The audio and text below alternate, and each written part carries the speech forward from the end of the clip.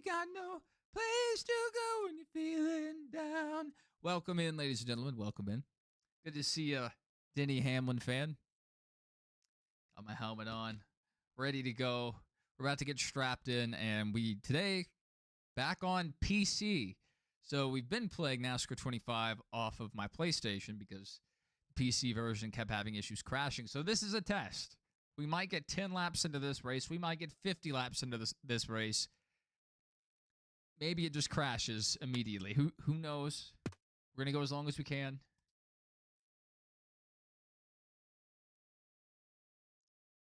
Yeah, it's kind of interesting. They picked. Yeah, that's a really interesting pick.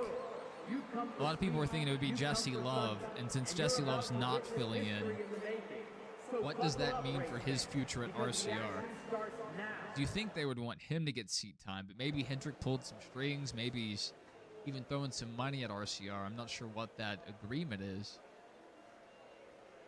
And I don't know. Say worst case, Alex Bowman does retire. Maybe Kyle Busch comes and runs a couple years. I mean, I don't think it'll happen. But hypothetically, takes over the 48 for a couple years, while Corey Day goes over to the 8, and they kind of do that situation. So RCR kind of becomes a feeder program for Hendrick. Maybe not the best idea. There's so many options they could go with. Yeah, that's what it seems. I haven't watched Eric's video yet, but I did see he posted one. All right, I should already have a setup for this truck. I should already have one. Oh, but I haven't touched my steering settings in ages. Oh, dear. Hopefully the steering settings are fine. I don't want to look at them.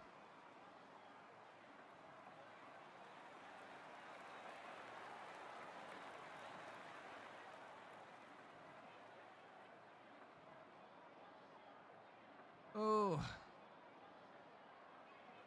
Plug in my phone. We'll get going here. Just a moment. Thank goodness TJ's not yelling at me over the radio.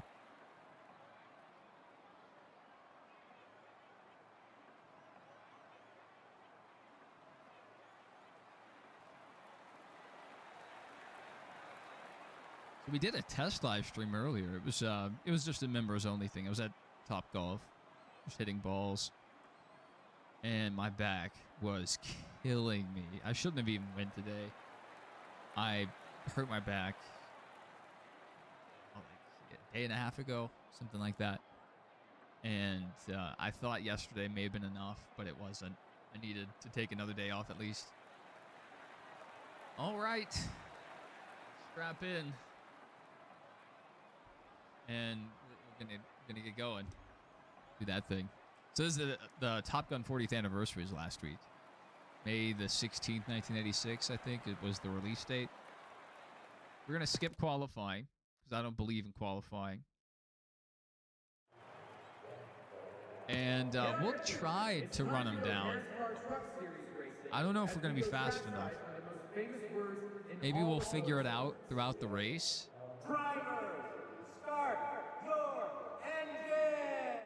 But yeah, I figure if Jesse Love or Austin Hill aren't in the car, then they're probably not going to be in the 8 next year. I wouldn't be expecting that.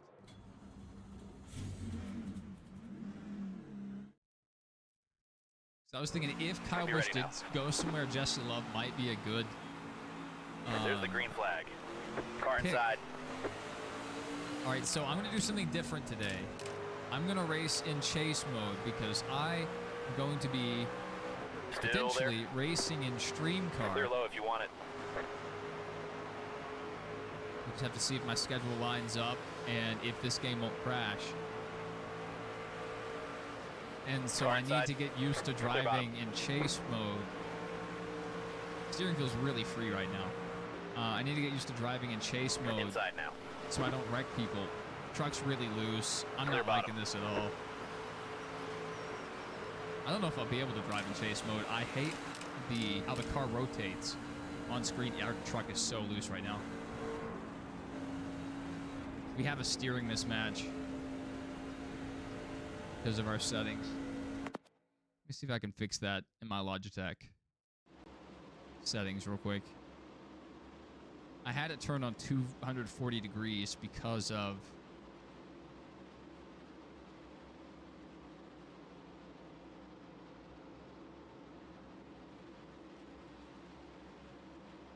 I was over on PlayStation. So I don't know if this is going to fix it.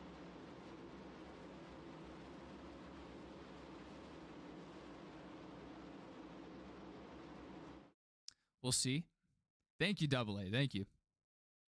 I've got the need for speed. Ah!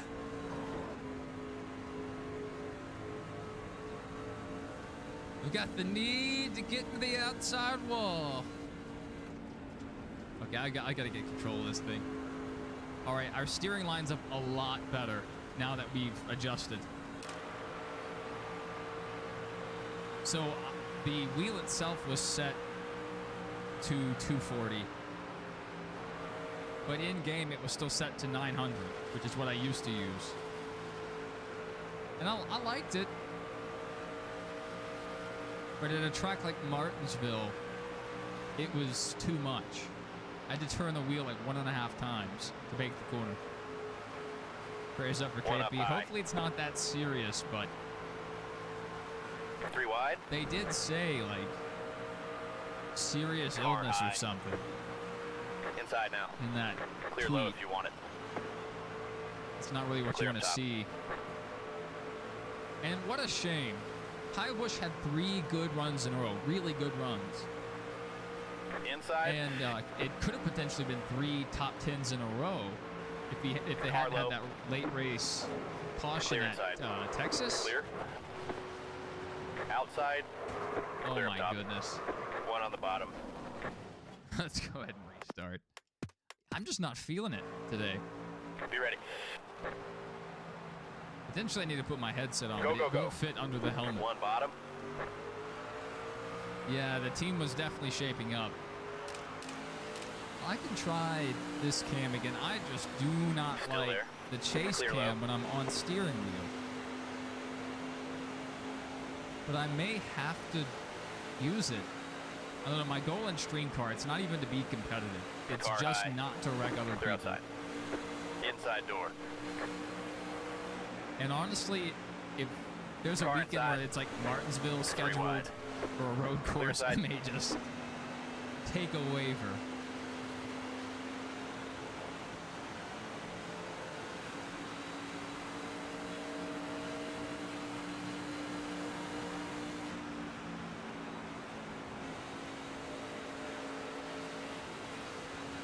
We have a good run here. I'm not sure this is the optimal setup. It doesn't feel great. Goes a little sluggish. Outside now. But maybe it's just because I've been out of a truck for a while. Clear up top. Contact there with Norm Binning. Just gotta keep it out of the outside wall. All clear. Clear. Oh my goodness, that was dangerous.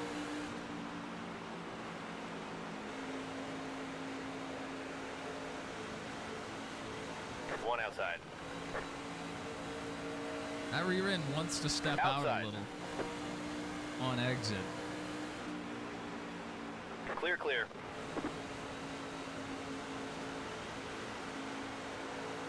Car outside. 1 outside. 3 wide.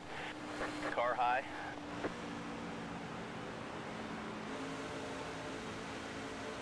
Uh-oh. Oh. You're all clear? I didn't know if the back end was under us there. Yeah, we were invited to join Stream Car. We'll see if that ends up coming together. I'm in the Discord. So we're Discord official. Outside now? But I've watched Stream Car. I watched it last season. And I watch outside door. Claybell or Caleb. I watch him car high pretty regularly. I've seen a lot of Gary Owens stuff. They're both very talented drivers. I've raced with a few of these guys before, so I know about how I stack up. Car high. Some tracks I can keep up and actually run good times, and then other tracks, especially with the fixed setup, it is rough. Clear Maybe outside. it'll be a bit better on the steering wheel. Outside now. But it's been ages since I've sim raced. I used to do iRacing, but I've long since Clear retired outside. from that. One up high. And my strategy in that was just to run my race. Clear outside. And if somebody wanted to race me Outside. for position, I'd usually let them go. And if they were faster, then they would run off and leave me. But if I was faster, then I would be right on their tail, waiting for them to make a mistake. Still there. Just taking it easy. And usually Clear that high. would open the door for me at the end of the race because of tires.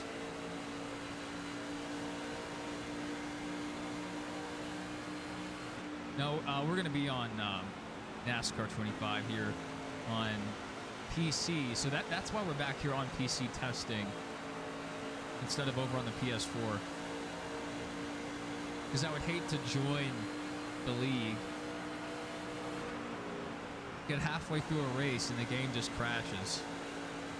Oh, we're a little tight, pushing up the hill a bit. Didn't get down as far as I wanted to there. Outside door.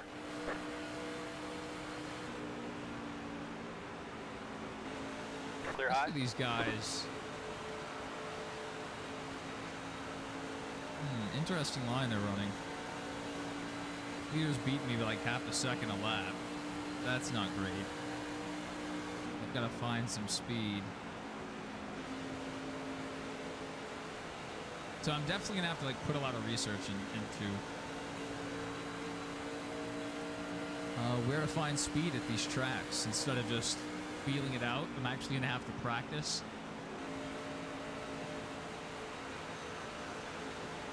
And my goal is just not to wreck people. If I can keep it clean, I will be happy. Which is kind of why I wanted to practice the chase cam. It's been ages since I've used it. I hate this angle so much on the steering wheel. There's like a disconnect in my brain just seeing this.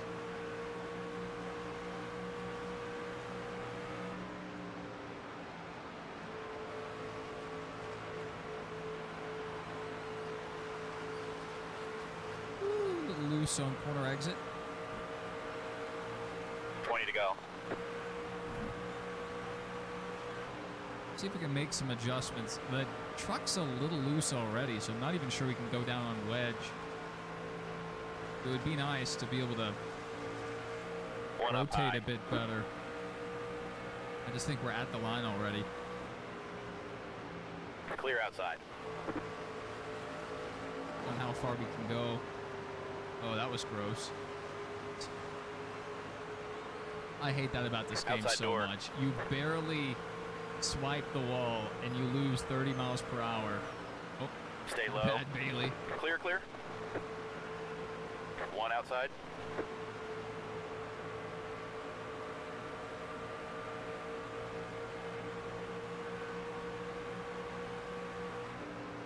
Clear high if you want it.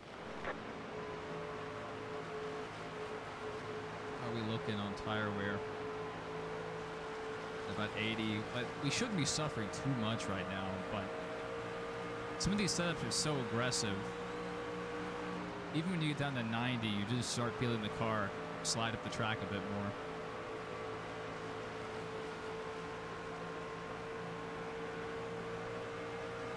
See if we can go take 18th.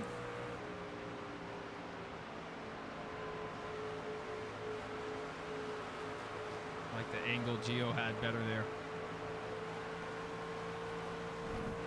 There have been so many rumors about the 48. Kyle Busch missing this race might be the worst case scenario for Bowman. Imagine, I don't think this will happen, but imagine Corey Day goes out there and finishes better than Alex Bowman.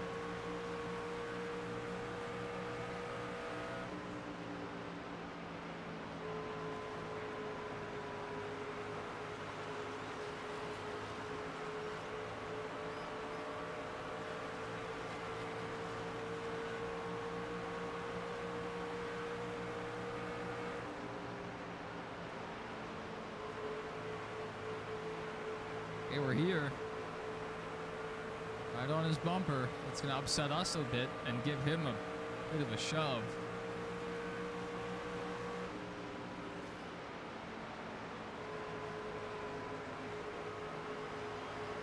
That was not great.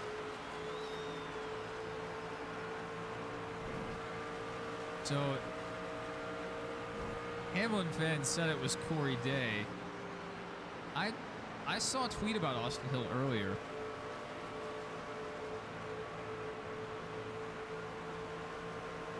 Outside. Clear high if you want it. Maybe I just misunderstood Hamlin fans' comment. It would make more sense for it to be Austin Hill.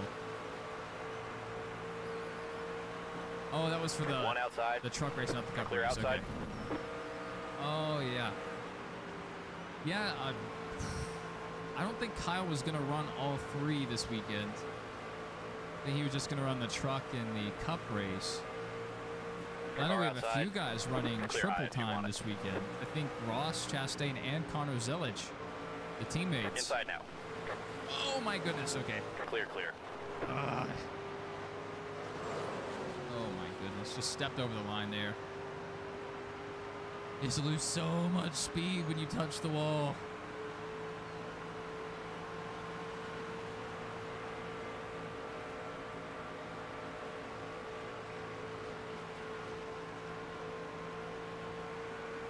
I can hear the engine dying.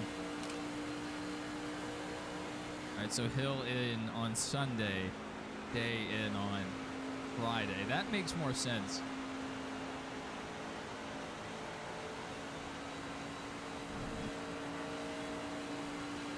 Will be interesting to see how Day does.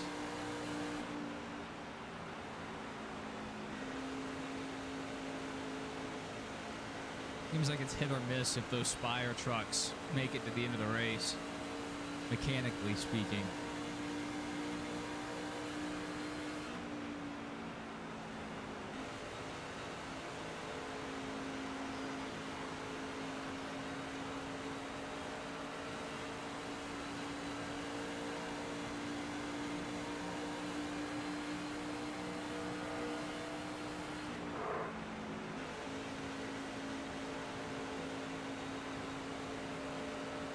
Look, yeah, that wasn't good. It felt good, but it wasn't.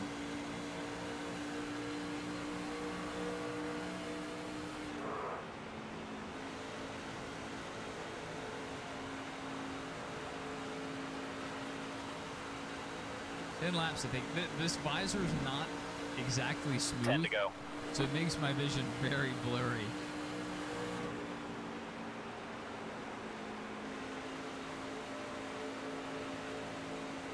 Okay, we've been here before.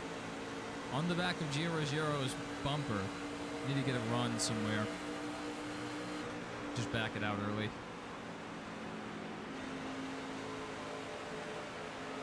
Gonna shove us up the track a bit.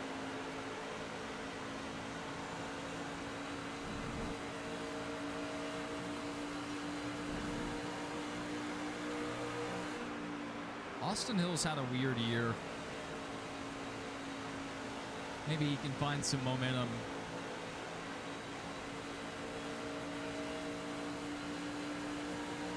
Because Love right now is the better Cup prospect from what everybody's saying, and honestly from how they've run this year. Clear outside. I know we like to make fun of Austin Hill. Oh, super speedway merchant. But the last couple of years, he's had good runs at pretty much every type of track. From road course to short tracks, and this year they just haven't had that pace, and it's been really weird to watch. Jesse Love will be in the top 10, and Austin Hill will be running 18. Like, what? Outside now. Clear low if you want it. Clear up top.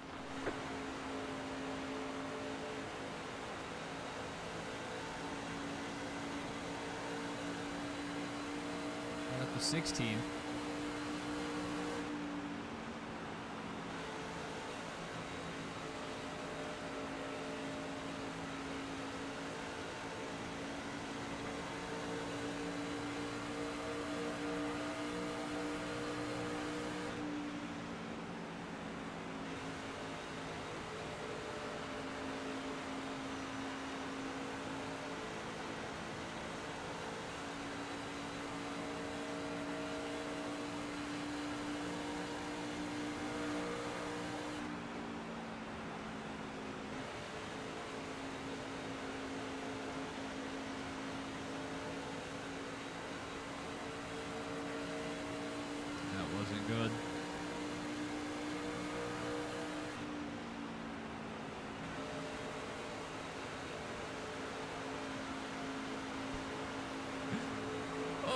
sliding up the track. Oh.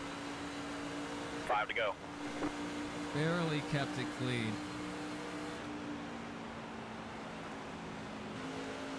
I changed my grip on the wheel a bit. This is going to throw off my line a little. I don't know if that's best for us. Go back up at the top of the wheel.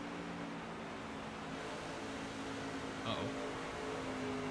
Stay in it, stay in it, just stay in it. Okay. A lot of times I'll wash up the track twice after getting to the wall.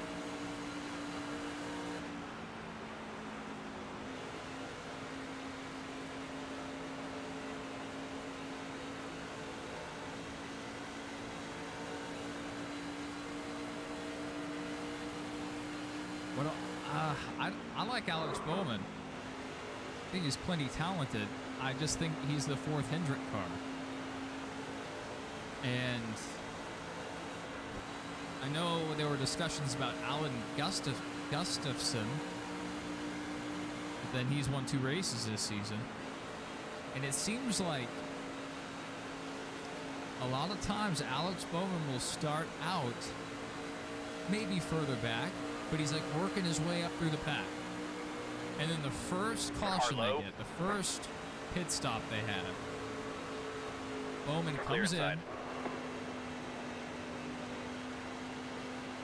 and they adjust the speed out of the car, and then he just falls back.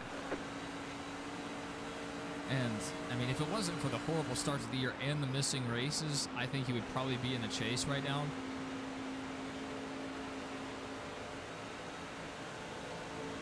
But Hendrick as a whole has been really, like, I wouldn't say awful, but not what they should be running.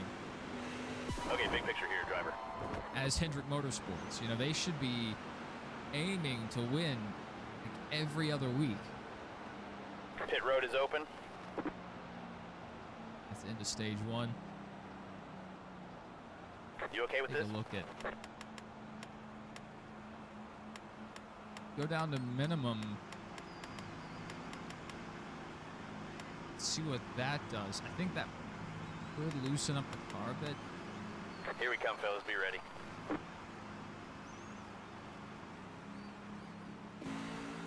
All in on Zilich Day in the 71. Well, Zilich, I believe, is still contracted with Trackhouse for a while. Car high.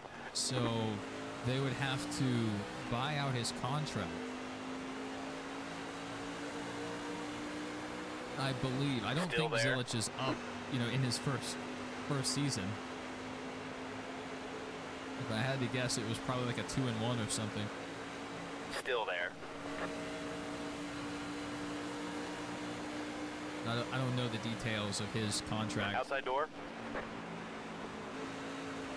Clear low. Just hold it. Really loose there. Inside door. Clear high if you want it. Clear low if you want it. No, I'm good. I don't want it. I don't want it.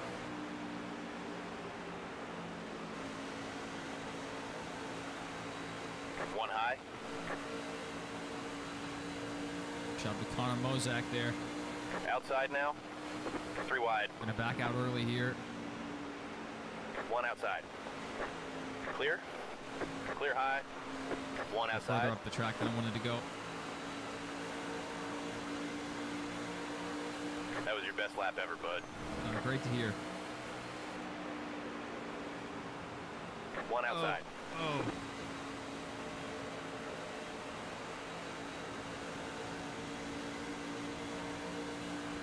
Stay low. That's another thing. Stay low.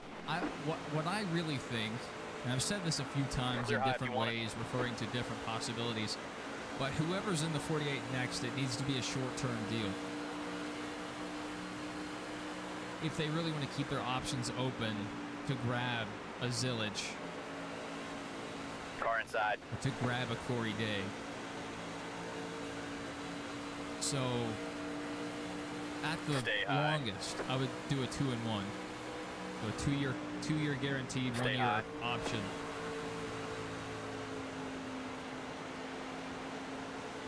Clear inside. But they could outside. possibly. I'm not sure how they would legally work this or if it's allowed. Outside door. But they could maybe somewhat do a Wood Brothers racing deal like they have with Penske and Stay move low. Day or whoever they want, Bowman, into a Spire Clear high car if you want it. and then just give that Spire car Hendrick support. So they still get to run somewhat competitive, but they'll have to work a little harder. I'm just not sure what NASCAR's rules right now are on satellite teams.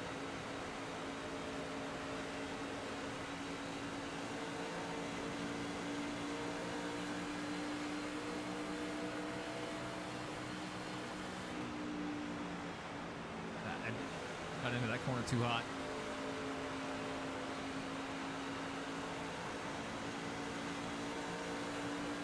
The back is killing me. I should not have went to Top Golf today.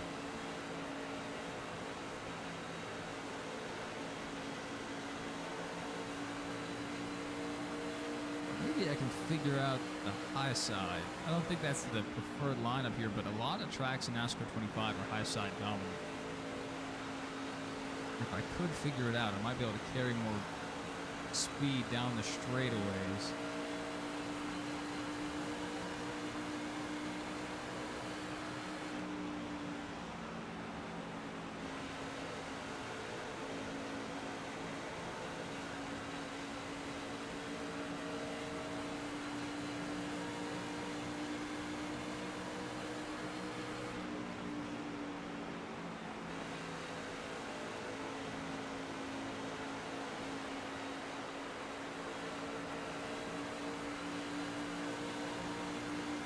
Actually cut some time at the leader that lap. At least towards the tail end of that lap. Outside now.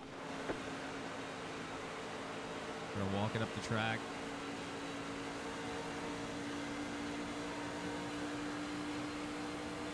Charger sailing his Stay Haas. low. Haas has been trying Clear to get out high. of the sport for a while. And then they stayed on with one Outside. team.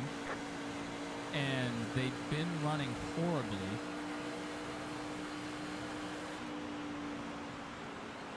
I think Alex Bowman Clear, might all have clear. already passed Cole Custer in points. If not, he's really close.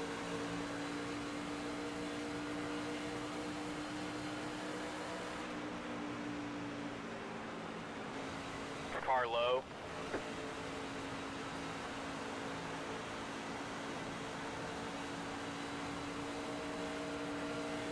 Clear inside. 20 to go.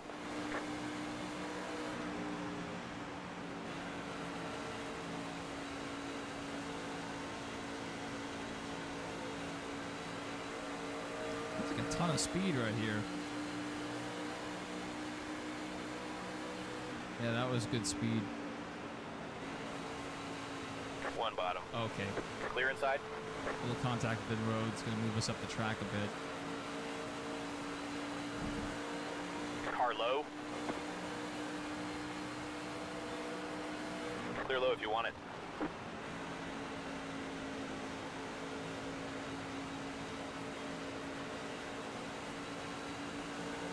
Did not carry speed that time.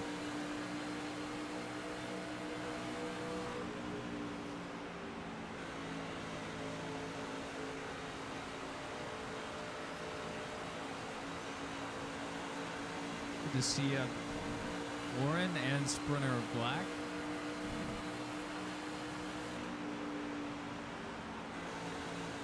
To catch you guys up, we're back on PC. We're just testing it out to make sure the game's not going to crash on us repeatedly like it used to. That's why we've been over on PlayStation, but I'm preparing to One potentially bottom. Clear make low. my stream car debut. So, need to test out the PC setup again and just log more seat time.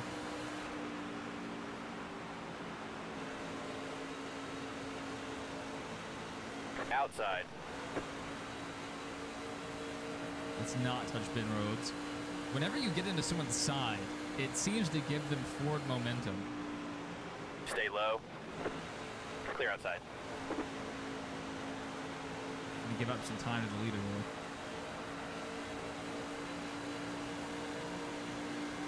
As long as we're gaining relative, that's fine.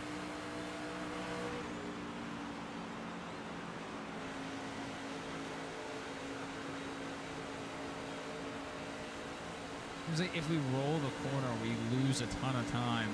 I'm not sure how fast the leader's getting into the corner, but it's got to be a few miles per hour faster than what I'm doing. Okay, we stepped over the line there. I didn't want to back out of it either. We were going to lose a lot of time there either way. We get a good push here from bin roads, though. Car high. Clear high.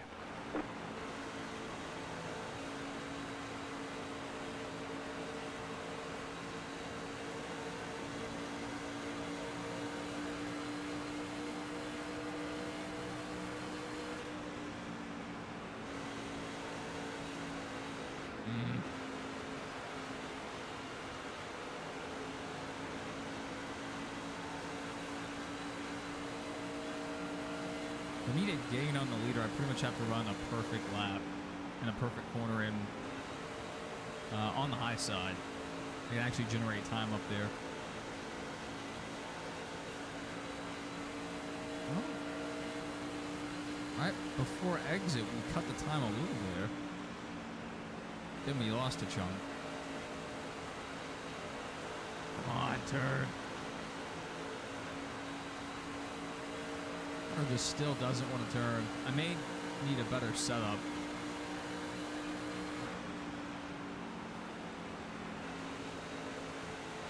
I've heard high side broadcasting has some good setups.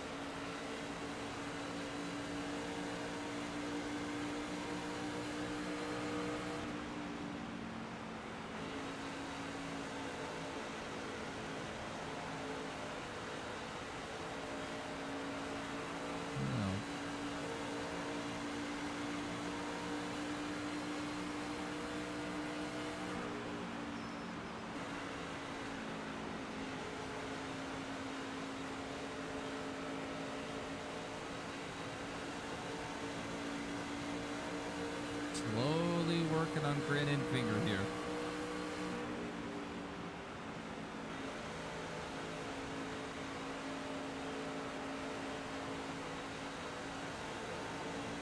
Can hang it out there pretty far. In 3 and 4.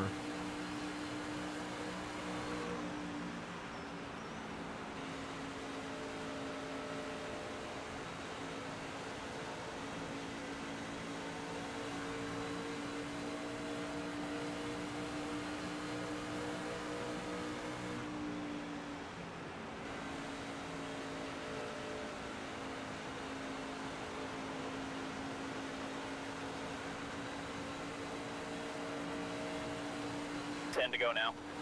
10 laps to go in stage 2.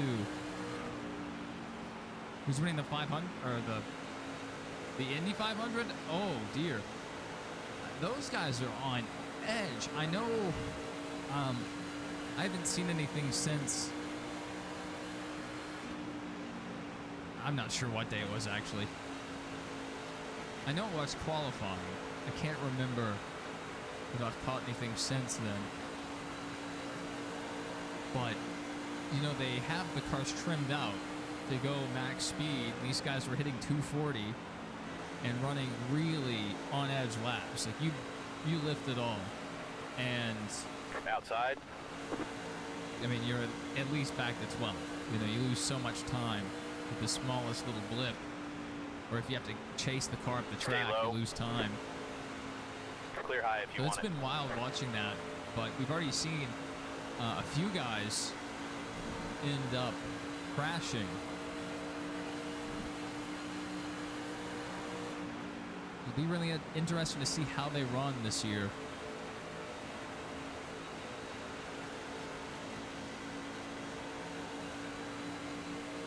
I'm not sure who's going to win.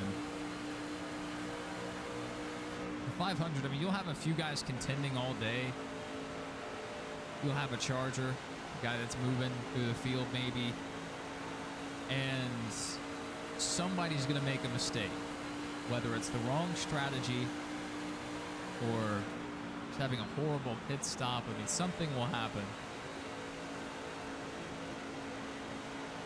And, you know, maybe it comes down to fuel. You just have to see how it plays out.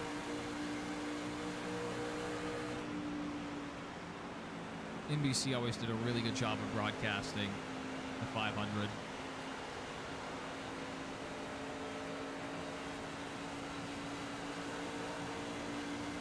We'll see if Fox can do it. They have incentive to. This will probably be their second most watched racing broadcast of the year, if not the most. It may get close to the 500, if not passing it. We'll see. The Daytona 500, that is.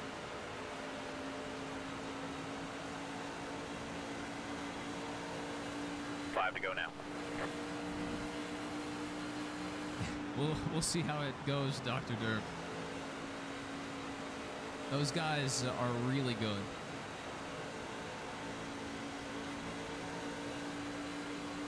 You know, most of the time I'm just sitting here talking with chat, joking around and stuff. So I'm not like running optimal lines or not trail braking or, you know, doing the things that I should be doing to maximize lap time. And so to be up against those guys who can do it, that's going to be something. One outside. Clear outside. A little lap traffic there.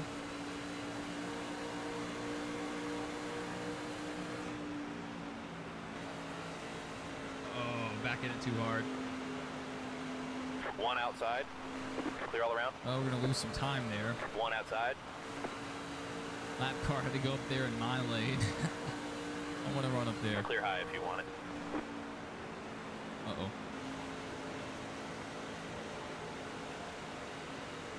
Garbage corner. Well, he moved a little closer to the leader that time. I'm not sure there's much we can do on the setup front right now. We shouldn't go down on the wedge too much.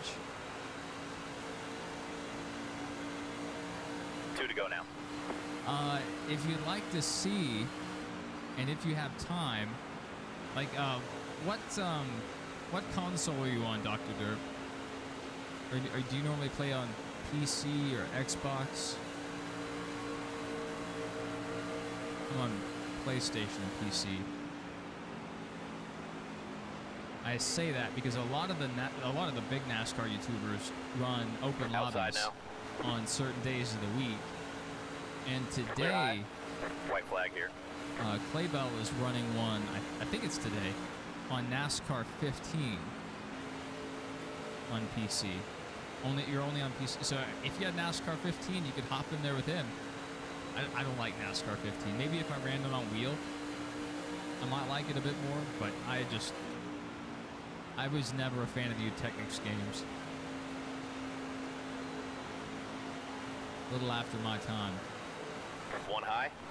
But top 10 on the stage. they'll Don't also worry, bud. occasionally Keep doing run what on you're PC. doing. So if you follow like Gary Owen or Claybell or a lot of these bigger accounts, they run these online lobbies and they do a pretty good job of moderating it. So I mean, if you want to see how you measure up, that would be the best way to do it. Driver? All right, we're gonna have to pit. Probably gonna get a caution here at some point. Probably because of me. Go down around and wedge and just see what happens. All right, get up on the wall and be ready, fellas. We need 500. That's Pace the cars off. most important race of the whole weekend. Be ready. Yeah, I'm not a fan of the AZtronics games. I played a lot of 2011 Car outside. when it came out, and then I've played a decent amount of 15. So it's almost similar to this game, how the Stay chase low. cam kind of lags behind your inputs, and then you see the rear of the car kick out, and it's Stay hard low. to really follow how your car is tracking through the corner. Whereas Gran Turismo will Stay center low. the bumper Clear, all of your clear. car with the screen. So it's really easy for me to One tell up high. One inside. in that game. Clear outside. Okay, Clear we all already around. did it with the wedge. Car And we're low. ready to get finished bottom. off here. 3 wide. All right, Car so we high. lost a ton of track position there, One up high. but we're still green. 3 wide. I didn't One give up on outside. it there. Tried to move up 3 the wide. track, and yeah, I think we overdid it with the wedge. There's not much we can do with the setup to increase Clear lap line. time. Car low. We're purely at the mercy of the race now. Oh my goodness, we're gonna get a caution here. Outside door. Clear inside. I'm coming back down. I'm getting rid of this wedge adjustment. Pit road is open. Yes. You want any yes, tweaks to yes, this yes, strategy? it's pit. We're back up half around on the wedge. Go on 4, Dr. Feelgood. Here we come, fellas. Be ready.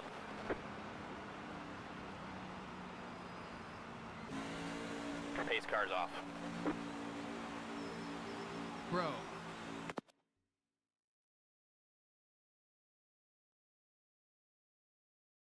If you guys are joking with me.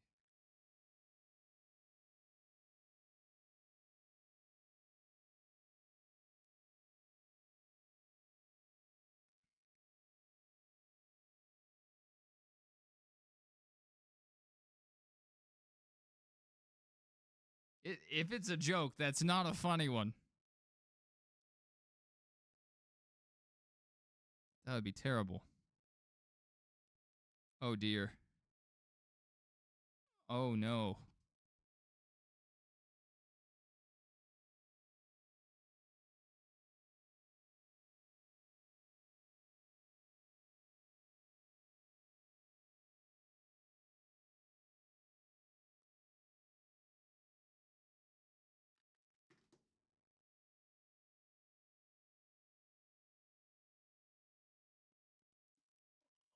Yeah, I I don't know. I don't know what to say to that.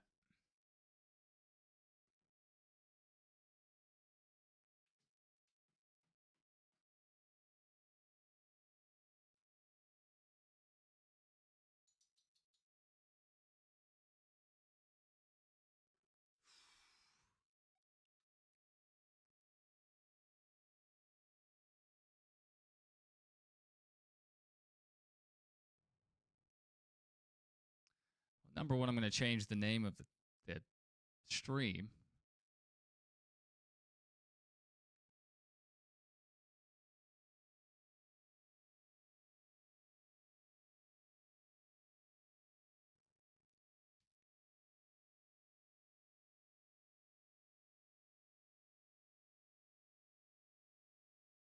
That's that's something. What is this related to Kyle requesting medical last week? I mean, what could have happened this quickly? I mean,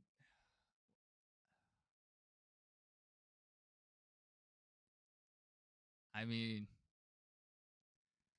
I don't really know if we can continue this stream.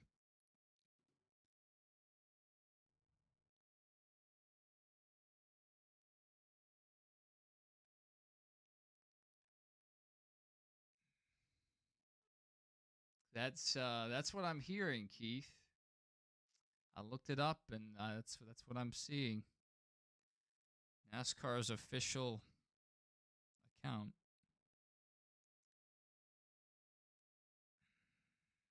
That I that's insane. You go from announcing he's out of the race this weekend, get better soon, to this,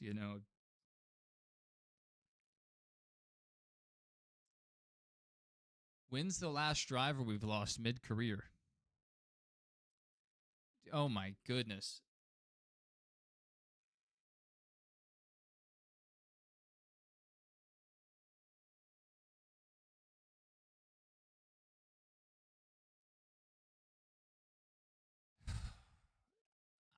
just I feel terrible for Samantha. I forget their daughter's name, and Brexton, because Kyle was planning to, be around the sport for a few more years at least, and then run a truck season with his son, and now that's not gonna happen.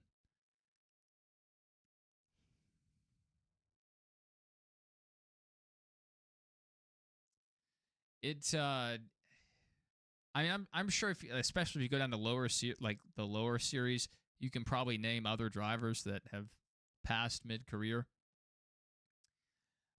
or at least younger than expected. But it potentially Dale.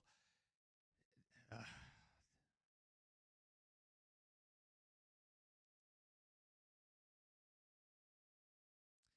oh, I just can't imagine what the family's going through. I already, when I went to Twitter, there's some people I follow that are huge Kyle Busch fans, and they seem really sad about it. And yeah, I don't know. I don't know. Kyle Busch just won. Was it last week in the truck race? And now we're here. Win number 69 in the truck series.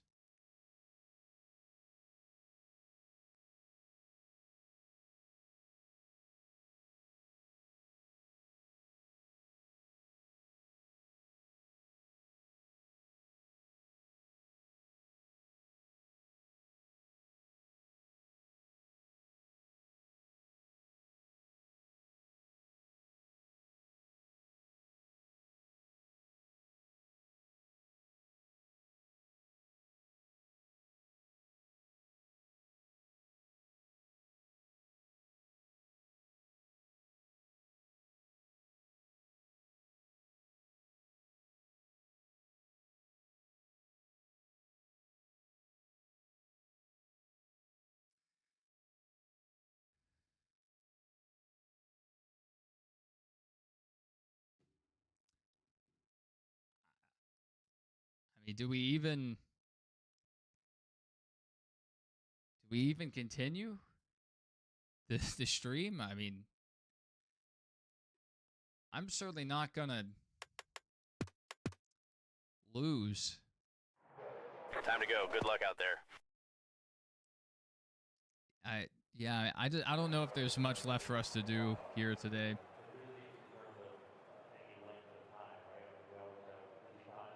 Get on your feet. It's time to go NASCAR Truck Series racing as we go trackside. I hit the back most button. famous words in. Here we go. Start it up.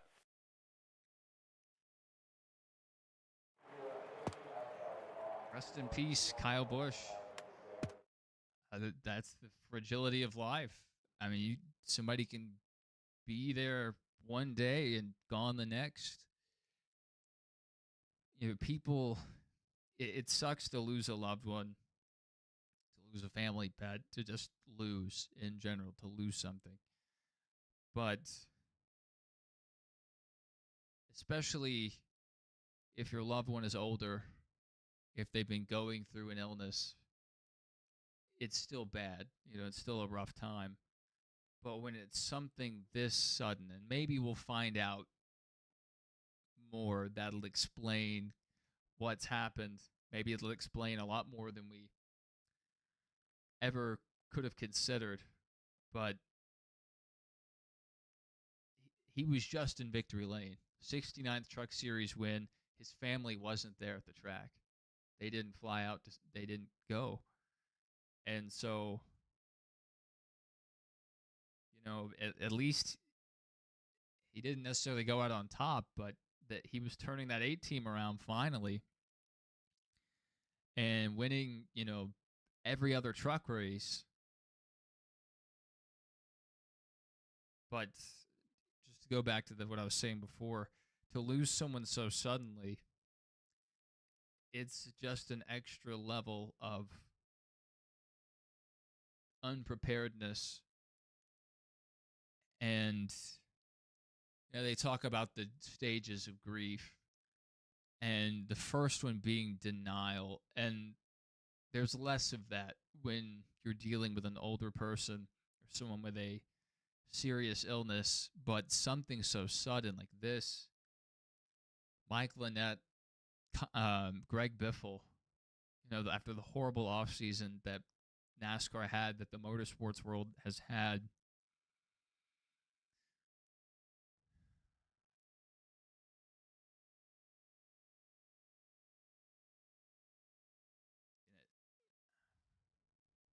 there's no way to prepare for someone's passing. Even though I didn't know Kyle Busch, I don't think we ever met. I may have seen him at an autograph session or like at a window.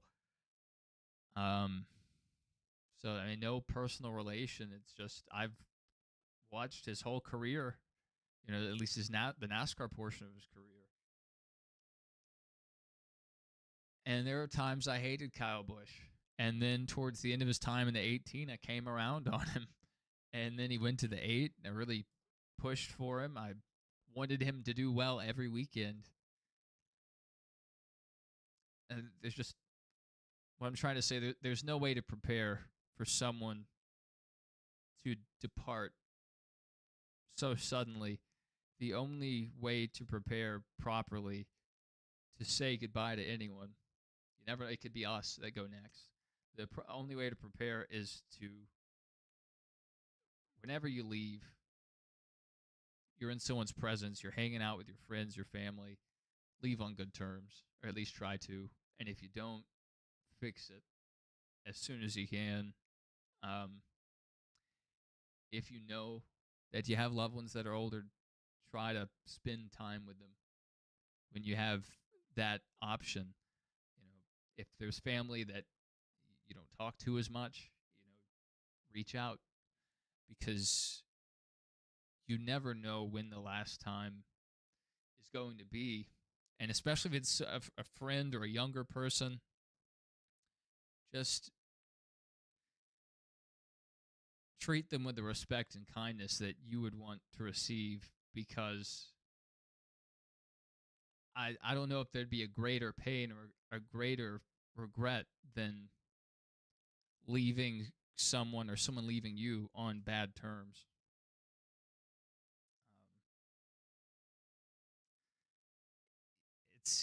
It's always extremely weird to have this news kind of break, news of this nature. I heard the rumors about Greg Biffle pretty early on. I heard about the crash first, and then there were rumors, there's a NASCAR used airport. A lot of NASCAR drivers use it. Could be a NASCAR driver. And then the registration of the plane came out, and I was in denial. Hope I hate that anyone had to crash, but maybe they're okay, or maybe it was somebody else. Maybe Greg's alive. That didn't turn out, but it's just so much. He had so much left. So much of his kids' lives to see. His daughter is very young. Brexton's still really young. And to lose their father, I even consider Kurt Busch. I hope he takes as well. Kurt, it's no secret he's had his own struggles. Forced out of the sport early because NASCAR couldn't design a safer car.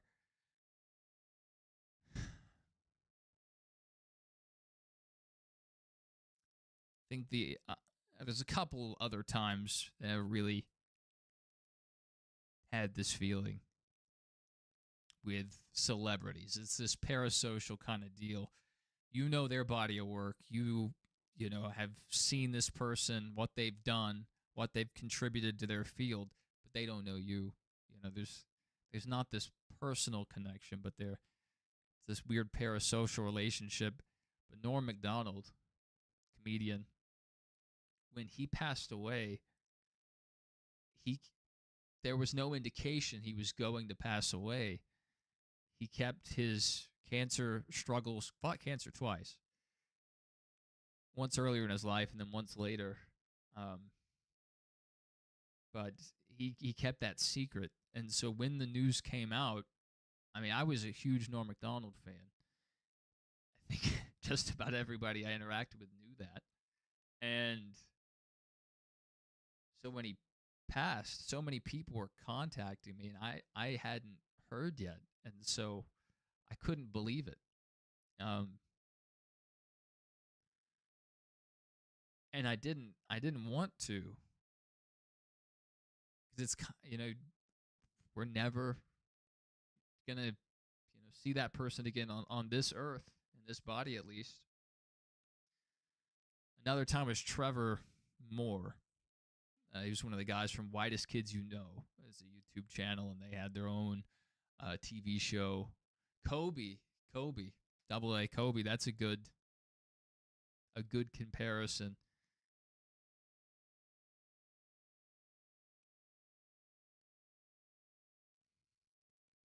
That's a helicopter crash. That's super unexpected. But Kyle Busch was just in victory lane. I just have to wonder, if there was some complication that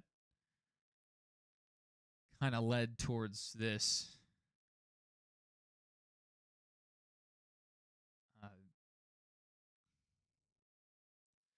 I mean, they had been announcing Kyle Busch's scheme for this weekend for the truck race. And Cheddar's had already announced they were going to do a patriotic scheme for the 600.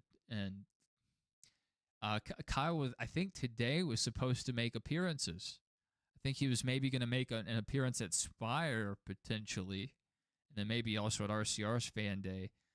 And so I have people on Twitter that I talk to pretty often that are there in Charlotte, that woke up this morning at 4:30 to get to Spire to get a wristband to meet Kyle Busch. And, that I feel so bad for, friends, family, and fans.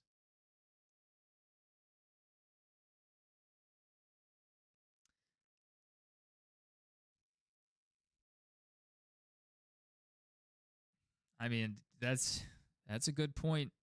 That's a good point, Double A. Yeah, Richard, he's no stranger to loss.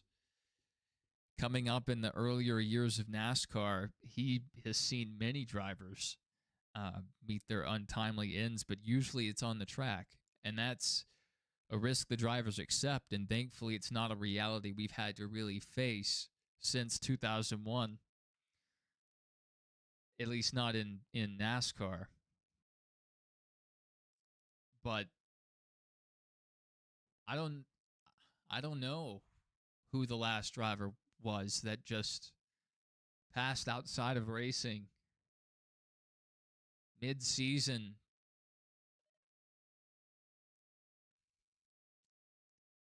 Yeah, I mean, I don't really want to get into talking about the future of that 8 team.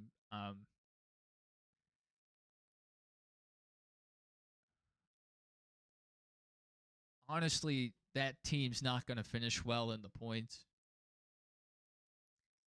I don't know if I would even run the car this weekend. Maybe next week you come back. And also maybe just renumber it.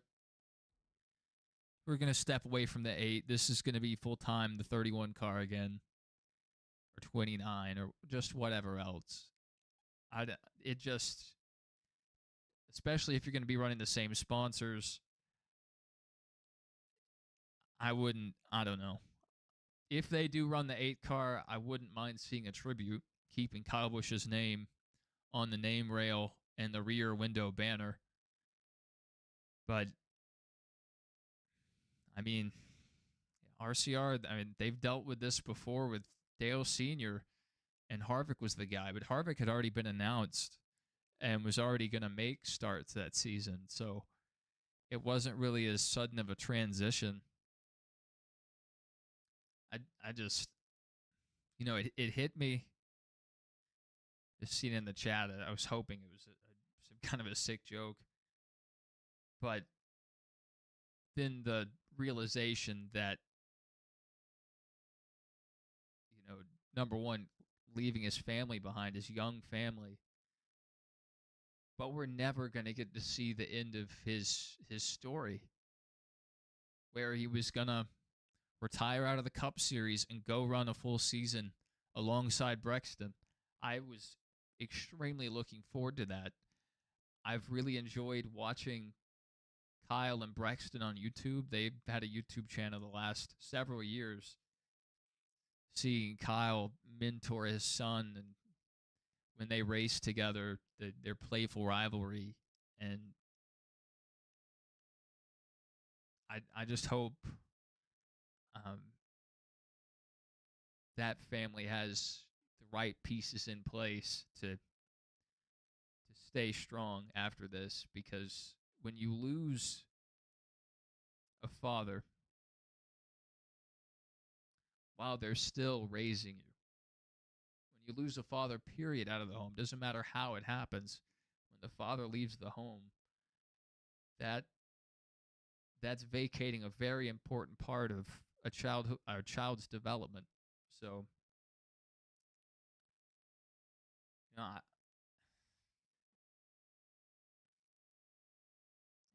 it's just clear how much his family loved him.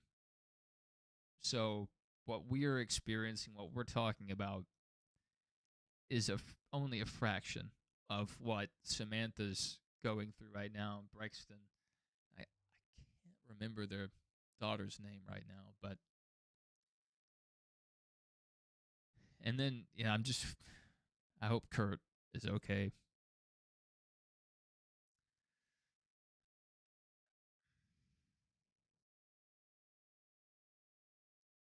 Yeah, I was just racing as Kyle Busch. The stream title was filling in for Kyle Busch, and then we get this news. And so, I mean, we can sit here and talk about it a bit, but we're not gonna race today. That's done.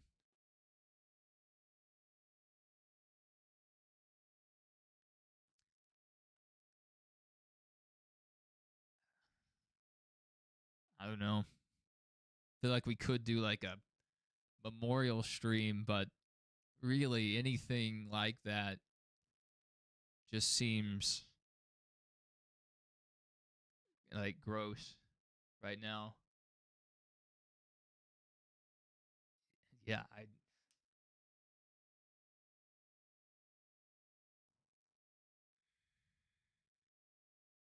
I don't know.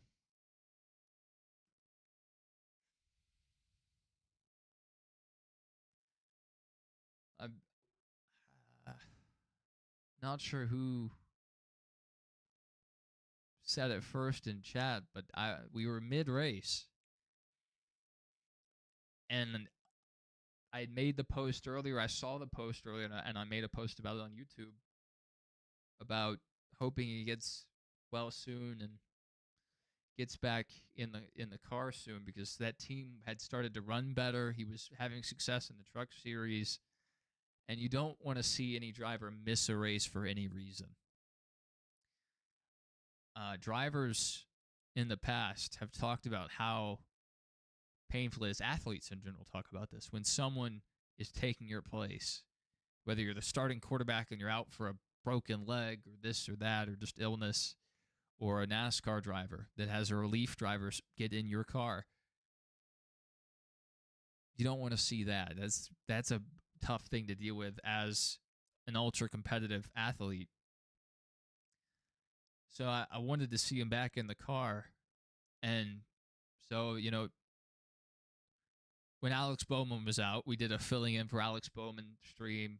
When he almost won the race at Richmond, I think it was last year, we did a Can We Change History? So sometimes we do our gaming streams related to the news. And anyway, I see the comment in the chat that we lost him, and So Double A brought it up. Yeah, I didn't want to believe it. I didn't think he would joke about that, but I saw a couple people say it, and yeah, I mean, I go check, and that's the first thing I see on Twitter is the announcement, and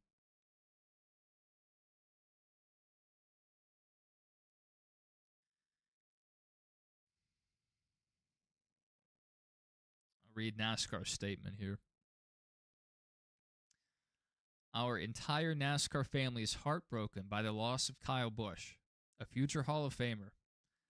Kyle was a rare talent, one who comes along once in a generation. He was fierce, he was passionate, he was immensely skilled, and he cared deeply about the sport and fans. Throughout a career that spanned more than 2 decades, Kyle set records in National Series wins, won championships at NASCAR's highest level, and fostered the next generation of drivers as an owner in the Truck Series. His sharp wit and competitive spirit sparked a deep emotional connection with race fans of every age, creating the proud and loyal Rowdy Nation. Our thoughts were with Samantha, Brexton, and Lennox, Kyle and Samantha's parents, Kurt, and all of Kyle's family, Richard and Judy Childress, everyone at Richard Childress Racing, his teammates, friends, and fans. NASCAR lost a giant of the sport today, far too soon. During this incredibly difficult time, we ask everyone to respect the family's privacy and continue to keep them in your thoughts and prayers. Further updates will be shared as appropriate. So that's the statement from NASCAR.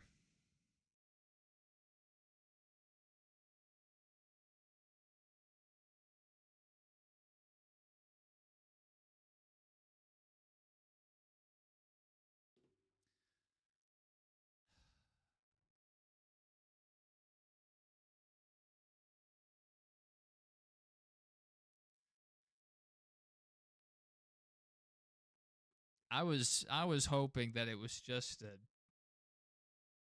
an exaggeration about him missing this weekend's race, but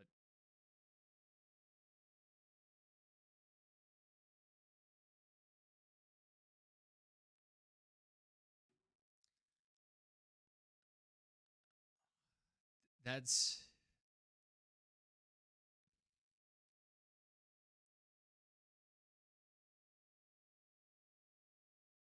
Double A.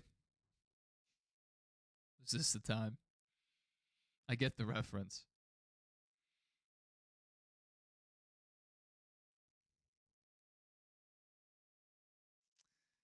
I won the truck race. Yeah.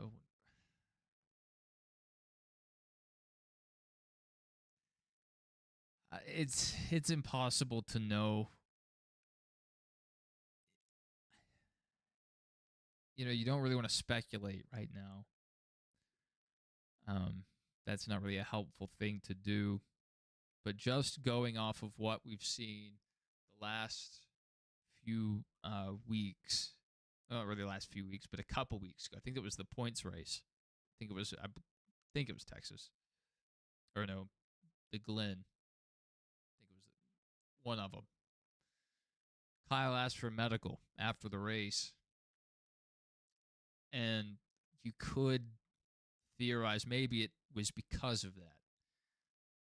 But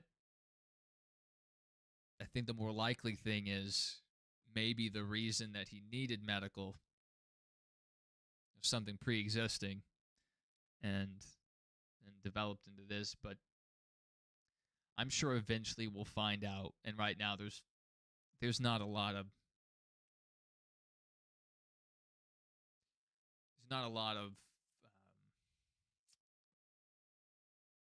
positive outcomes. There's not enough positive results to speculating over what all happened, you know.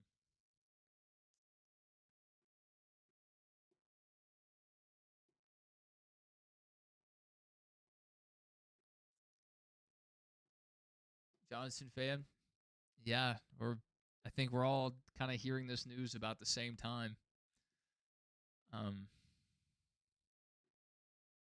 before a lot of you guys got in here, the name of the stream was filling in for Kyle Busch. But after the news, I just had to change that real quick. Just not fitting. But thank you for sending the 10 jewels. But now I think today we need to be focused on Kyle and his family. It's not something you see every day. It's not something we see on a yearly basis. It's not something we see once a decade. It's just a young guy. How old was Kyle?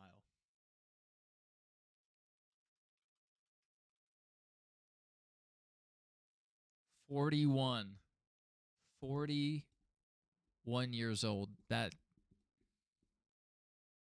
is unreal. Dale Sr. was 49 when he went. And he seemed, like he was really just getting into the swing of things. 41, even younger.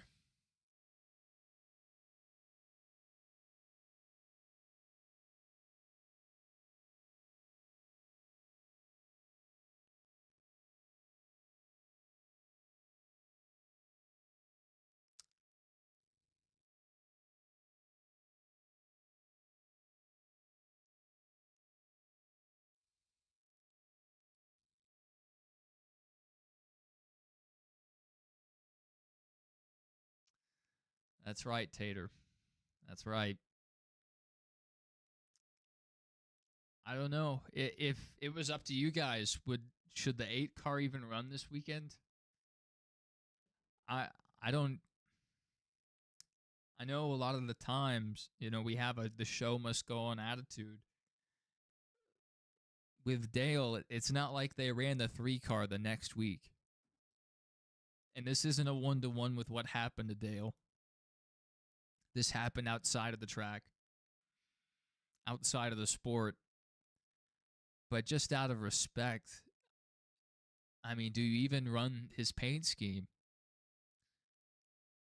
Yeah, I think you renumber the car with 33, 31, 800, whatever. Just, I think you need to let that 8 rest.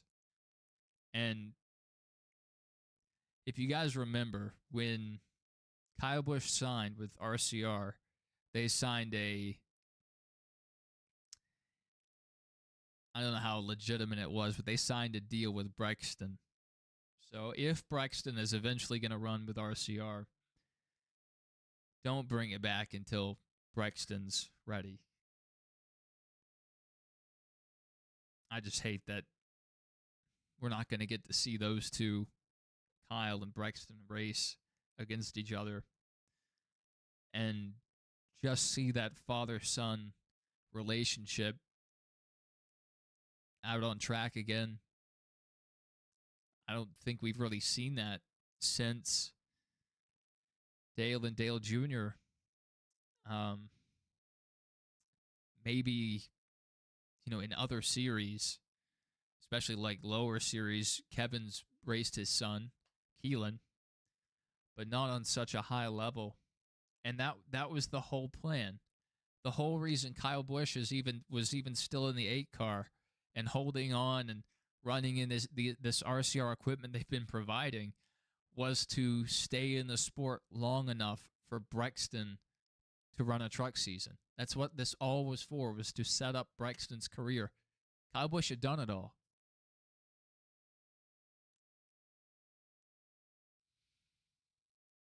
He'd done it all. Won championships. Won pretty much every race there is to win. I guess except for the 500, but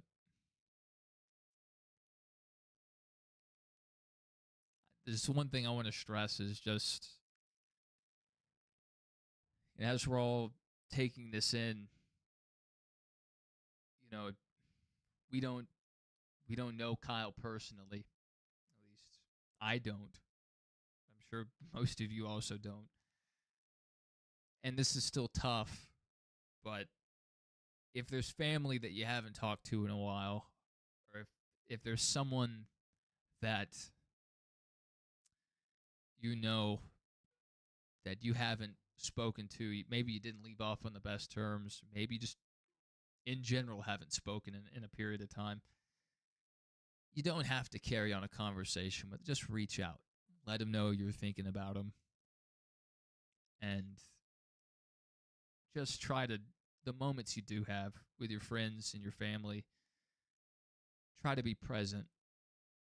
Something that I've seen a lot recently that bothers me is when I go out to restaurants and I see everyone on their phones. I'll even see older couples that were around before phones, cell phones existed, and they're just on there, I don't know, reading Facebook or something. It's sure, like, maybe you're looking up something for the conversation, or maybe you have something to take care of for school or for work or whatever, or just talking to, other people. But at some point, set down the phone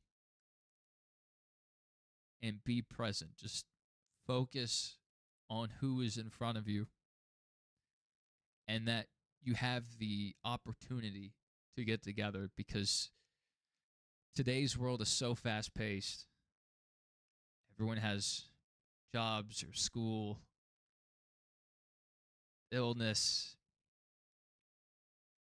things, outside of our control. May have pets, family members that we're helping take care of, hobbies, social life.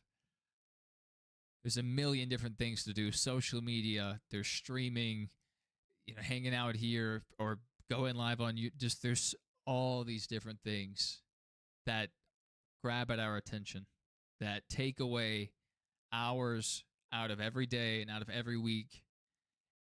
And so it's so hard to get together now. It's easy to connect. It's easy just to boop, boop, boop, and there we go. I sent a DM to somebody on Discord or send them a text message.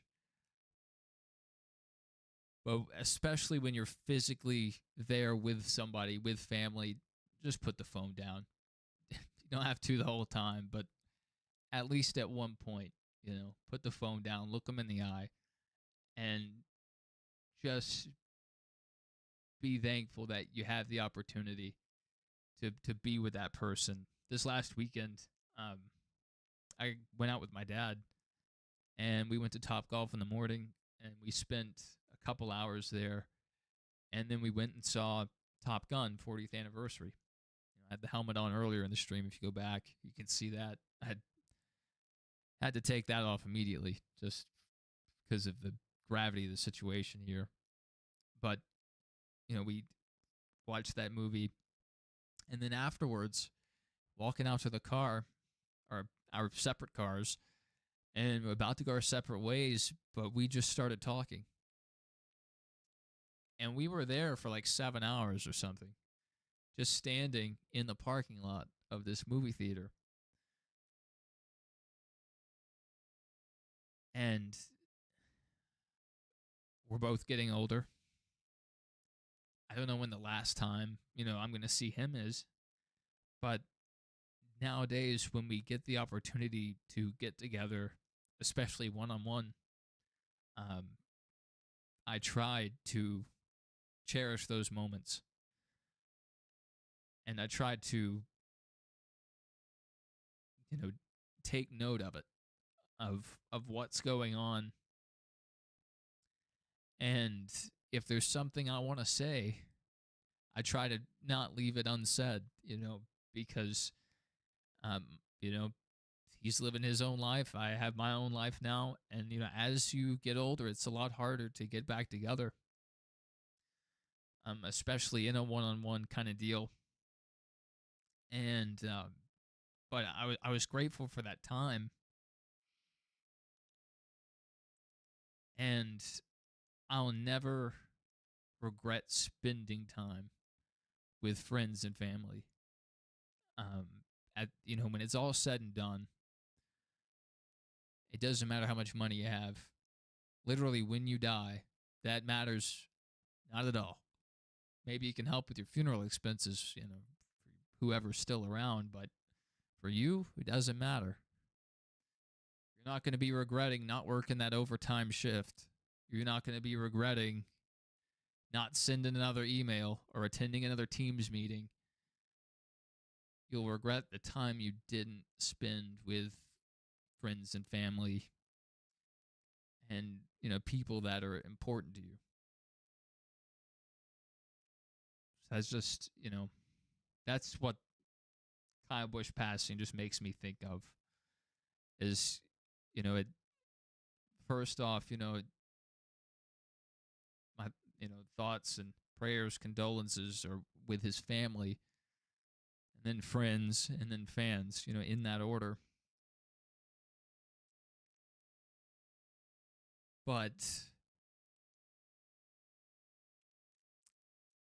it's someone we don't know personally, but we've seen for years.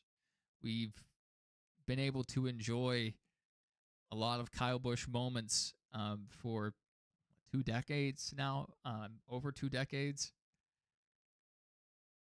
And that was just always something we could count on.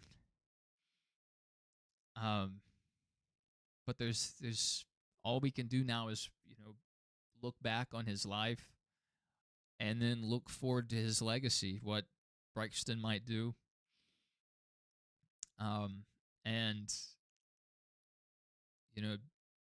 NASCAR kind of brought it up in their statement. KBM, even though it was largely a Toyota-backed organization, Kyle Busch still had his name on it, still foot some of the bills. So Kyle is directly responsible for so many of these drivers' careers. And so it's not just his family that he's leaving behind in his career. He's also influenced so many other drivers. And when Jeff Gordon was racing, especially later in his career, a lot of the younger guys coming in would name Jeff Gordon. Joey Logano did. But like Kyle Larson, Chase Elliott, these guys, they wanted to be Jeff Gordon. That's who inspired them to really aim for NASCAR. And there's, no telling how many drivers started out with Kyle Busch in mind. And so we don't even know the impact that his life had. But that's just kind of outside of our hands. I just encourage us not to speculate about what happened. I'm sure the news will come out very soon. I wouldn't say like today, but it always comes out eventually. The rest of the story. So, try not to harp on that too much. And if there's somebody, there's some weird AI accounts here on YouTube that run automated stories, or Facebook, like AI stuff. If somebody's trying to profit off this tragedy that has unfolded today, just don't engage with it. If anything, report it and move on.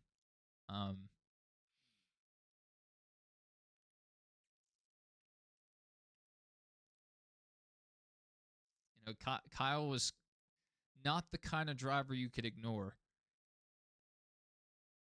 You either loved him or you hated him, especially at certain points in his career. But he was so prominent. Rowdy Busch, the personality, even showing some of that the last few weeks. Because he was such a big personality, because he was so aggressive on track, anyone that's watched in the last 2 decades knows Kyle Busch. And so NASCAR fans of all ages will probably be chiming in here over the coming days.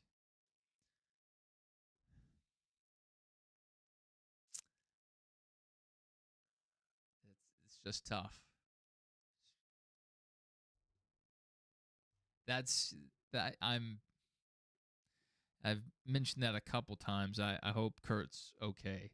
We know Kurt has had struggles in the past with things in his personal life, and things just throughout his career. But it's just so unexpected, at least from our point of view.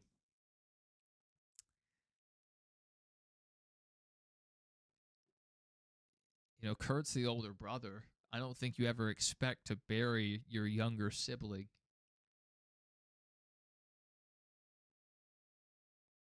That has to be extremely tough. I mean, the only thing that could compare is burying a parent or a child.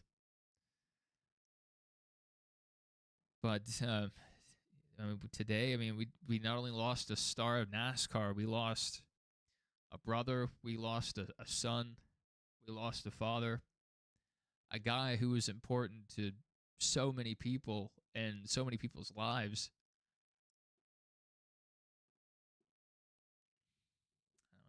I don't know.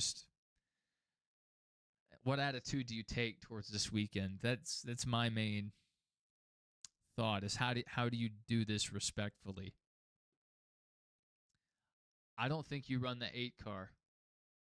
If the 33 was supposed to run this weekend, you run that car instead. And before the race, you let Kyle Busch's 8 car pace the field. You can have Kurt Busch drive it. That's your tribute. I don't know if the involved parties would be up to that. You could even bring out an older Kyle Busch car. You could bring out a KBM car. Who cares? Bring them all out. Bring out a truck. Bring out a nationwide car. Whatever, just everything, and just have a nice tribute to him before this race. It's already going to be a race full of Memorial Day stuff. We're going to have a ton of that, but I just don't. I know there's the opinion the show should go on, and maybe you can. You still have the same charter. You just run the 33 instead, kind of like the 3 transitioning to the 29. But I think you let that car breathe. I wouldn't even really want to run his paint scheme unless you're doing it as some kind of a tribute. Dark Side, you're right. We were just talking about that. About this is the first driver I can think of that we've lost mid-career since Dale Sr. We've lost guys after their careers. Or, especially in the tail end where they may have just been part-timing or probably weren't going to make another start.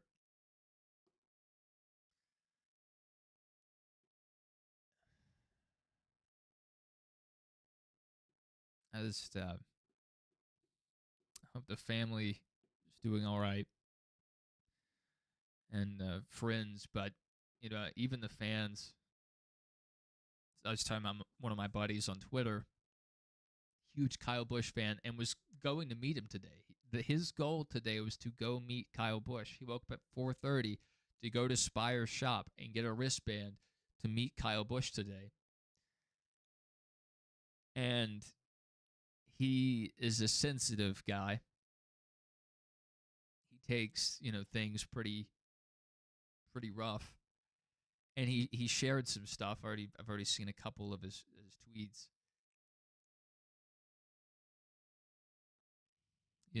And I've already seen a few people say they don't even want to watch the sport anymore. And that's valid. A lot of people tune in each week because of a guy or a gal, one specific person they're tuning in for.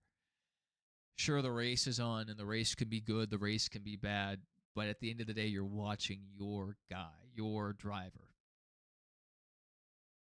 And it's the only similarity to it is like in the NFL, you're watching the Cowboys. You grew up watching the Cowboys or the Vikings or whoever. And so every Sunday, doesn't matter if your team's good or bad, if you're a diehard fan, You get to spend your Sunday or Monday or Thursday or whichever day it is watching your team. And a lot of people lost that today. And for those people, even people that are still going to watch, but just for Kyle Busch fans, I just, feel terrible for that group. They were Kyle Busch's diehard fans, the ones that were with him for the long run, Rowdy Nation.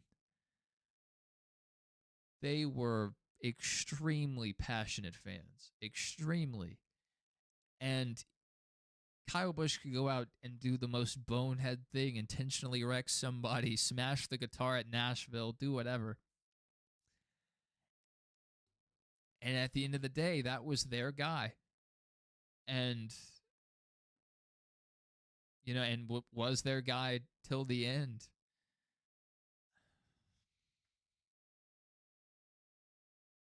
Just, on a different note, it's kind of probably not a great thing to bring up, but if you're going to buy a Kyle Busch diecast, if you've been hesitating to buy Kyle Busch diecast, go right now to eBay or Lionel or wherever, get your diecast, because,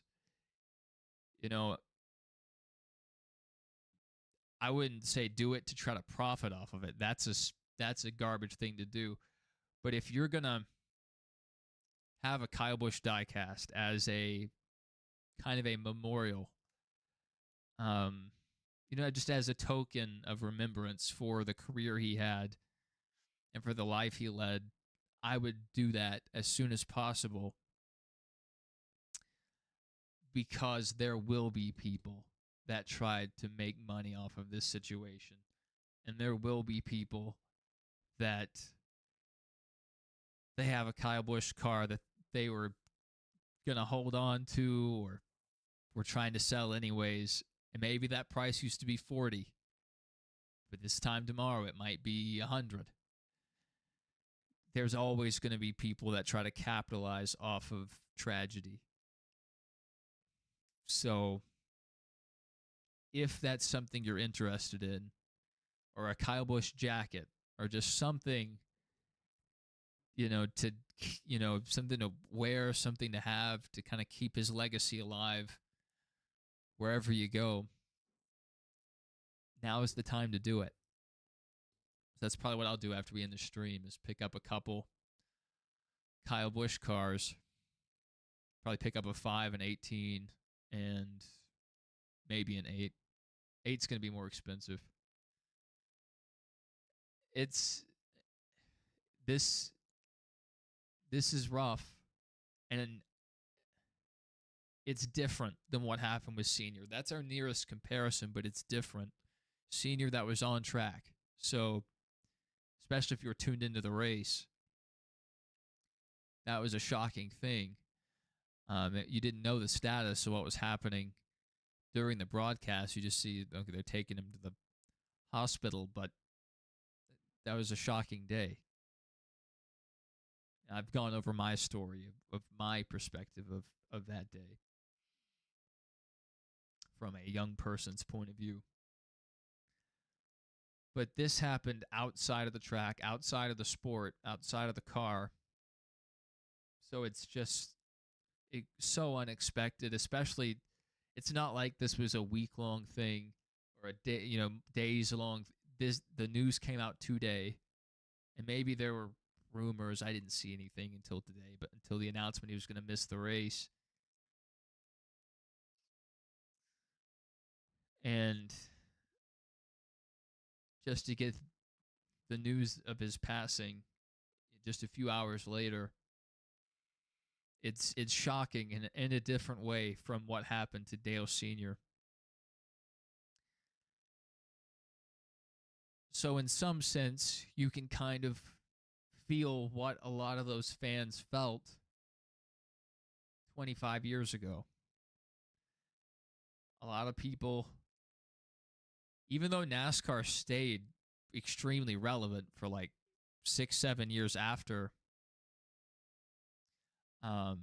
that it stayed at its peak for 6 to 7 years after 2001, around the '08 time period when the financial stuff happened. Yeah, anyway, NASCAR kind of started to suffer at that point. But a lot of people, even though NASCAR stayed successful, had massive ratings, was pulling in crazy money, starting to rival likes of the NFL, a lot of people have the opinion that NASCAR died that day. And that's for various reasons. But some of it's just the connection that a lot of people felt to Dale Sr.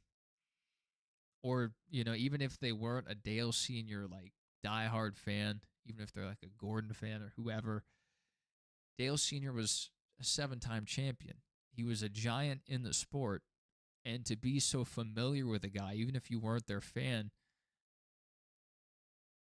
and he was 49. We said that a bit earlier. He was 49. I was just 41. So it's just so young. And so to those, Kyle Busch fans, I would understand not tuning in this Sunday or maybe not ever again. I hope that I don't think they'll be able to find a guy again. I don't think a lot of these people will be able to find a Kyle Busch. There's no replacing Kyle Busch. You can have a hothead or driver like this way, that way.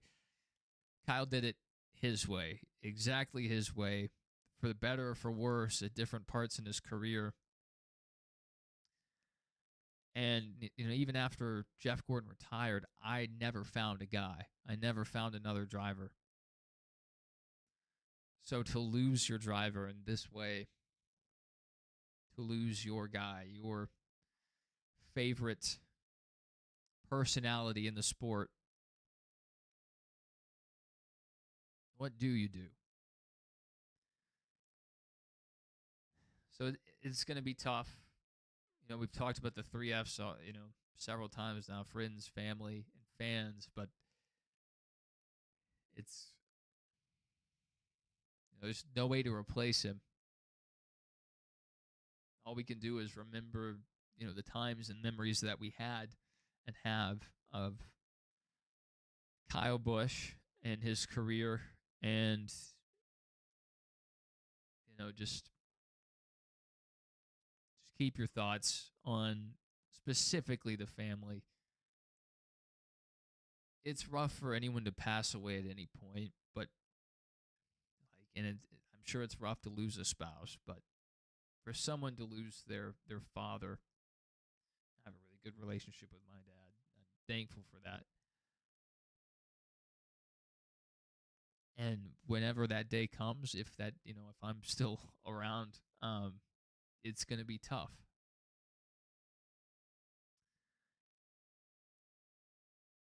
But if that had happened when I was 12 or 13, whatever, I don't know. I don't know what the outcome would have been. Or really how you can't make up that hole. So it's going to take a really close support structure for that family.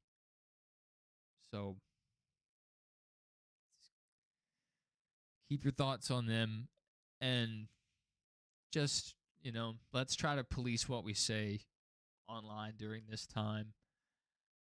I know a lot of times tragedy gets turned into memes, and thankfully we were able to avoid that with a lot of what happened in the off season, and we probably will here as well. But the internet's a very cruel place, so if you see somebody talking stupid or being disrespectful, you can report it if you want. Just try to move past it. Don't engage, because especially with how algorithms are nowadays, if you engage in stuff, even that because you don't like it, that engagement promotes it to more people. So just watch out for that. But also, let's police what we talk about. Just try not to speculate too much about what happened, because we'll find out in due time. But if you're a family member and you go on Twitter, you see people responding, talking about it, I'm sure. But then if you speculate about it, they may also have an equal chance of seeing that. And it's just not the respectful thing to do.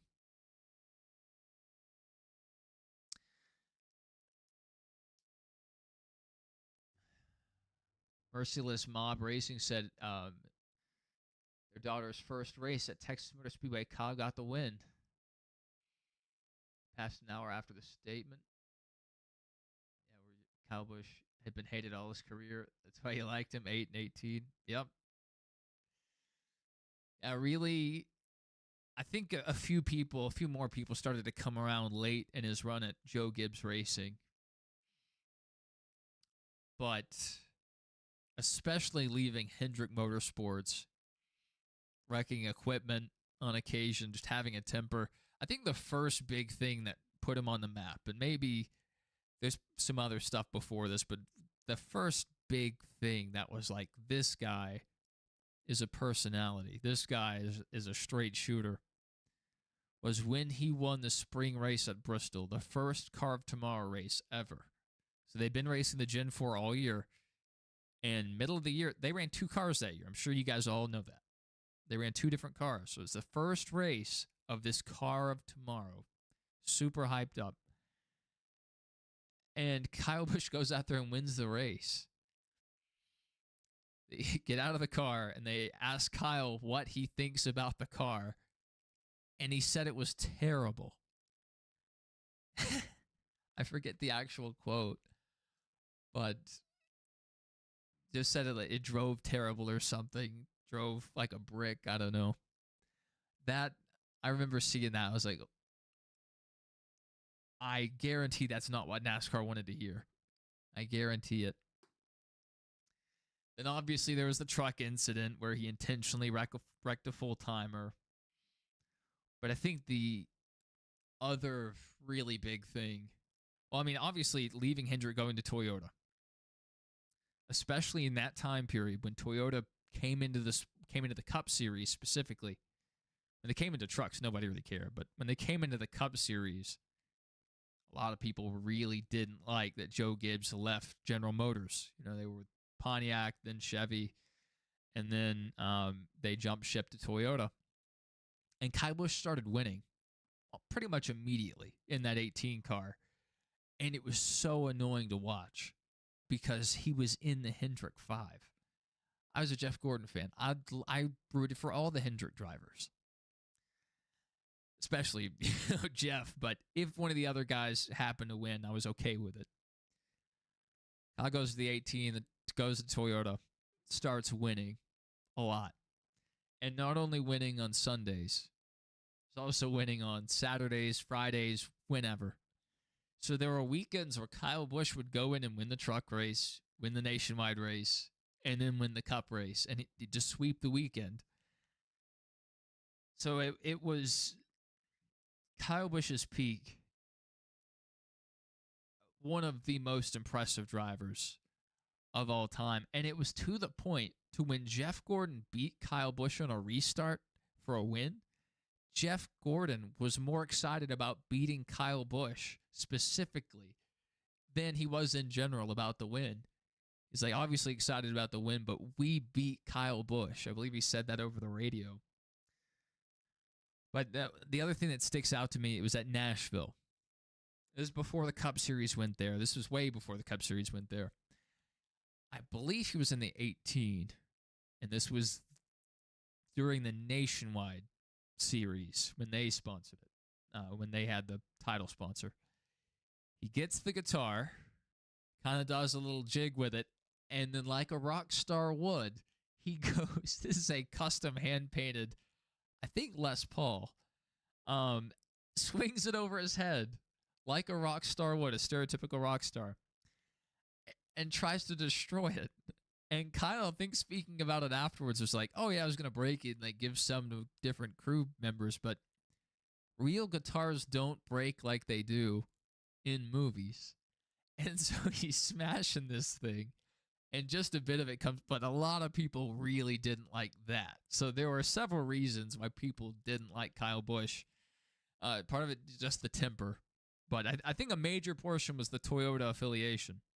So when Kyle, he's older and is getting older in his career, he's a veteran. A lot of people soften on veterans, even if they didn't like them. If they're one of the older drivers, once you start to age, you can't relate to the young guys anymore. So you relate more to the veterans. You're rooting for the older guy to get it done. So I think a lot of people started coming around to Kyle late in his career when he was with Joe Gibbs still. He goes over to RCR, good old American team, running for Chevy, and he was able to win a few races with RCR. So that was good to see, but also I think some more people came over. I've been going to races for years, and I remember Talladega, Bristol, wherever, Kyle Busch getting booed. And then probably about 2016, 2017, maybe a little later, you started hearing some cheers, some clapping. And then the last time I heard him introduced, I don't think I heard any boos. And it was mostly cheering. It's like, it wasn't like Dale Sr. or Dale Jr. walked out on stage. It wasn't a huge, eruption of support, but it was definitely a positive response. And so I'm glad Kyle at least got to see that. And, I'm sure he was aware of this. He's spoken about Rowdy Nation before. But for the fans that stuck with him from the early days through the Joe Gibbs tenure and especially into this tenure with the 8 car,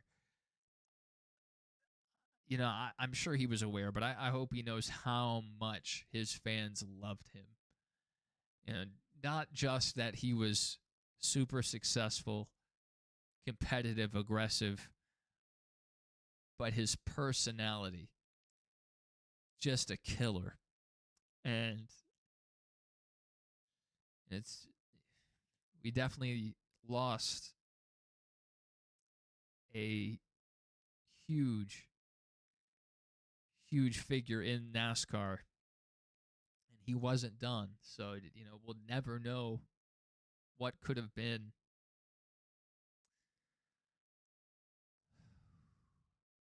That's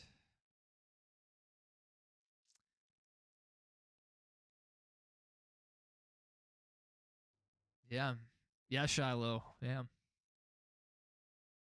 Chicagoland with Kyle Larson. That was a really good one. I think it was it Briscoe versus Kyle Busch for Briscoe's first win? I can't remember who he was racing, but that was a wild one at Darlington. Kyle Busch was involved in a lot of really crazy last lap deals. I remember he was about to win the Coke 400, and Tony Stewart hooked him, and he almost got up into the catch fence. Maybe the tail end of the car did, but that was close to being a Carl Edwards deal. A lot of memories with Kyle Busch. I've been following the Truck Series, the O'Reilly Series. I mean, if you can even call it that. I go back to the Busch Series, so I've been following Kyle for ages. And because he raced regularly in all 3 series for much of his career, got to see a ton of Kyle Busch, a ton.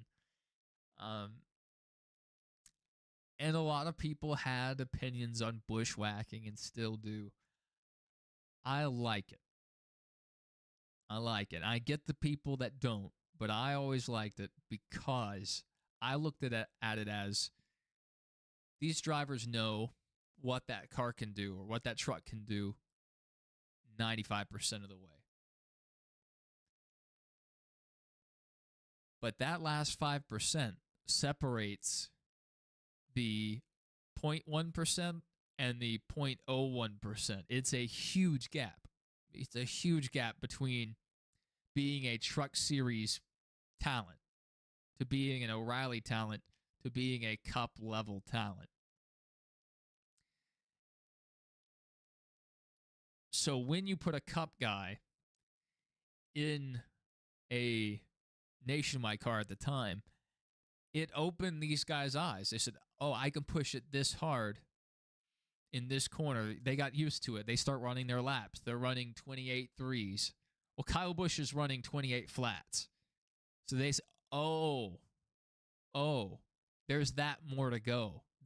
I'm not even on the edge. Like, I may feel a little unsteady with the car, but there's levels to this. And I always appreciated that about Kyle Busch. And, we can talk about his efforts with KBM and really how he helped develop so many drivers. But not only the drivers that raced for him, it's also all the young guys that raced against Kyle Busch. Because it's one thing to go out there, especially late in the season when it's just regulars out there on track. It's one thing to go out there and beat those guys. That means you're the class of your cohort. Maybe because you have a better team, better funding, whatever. That's the story in any series.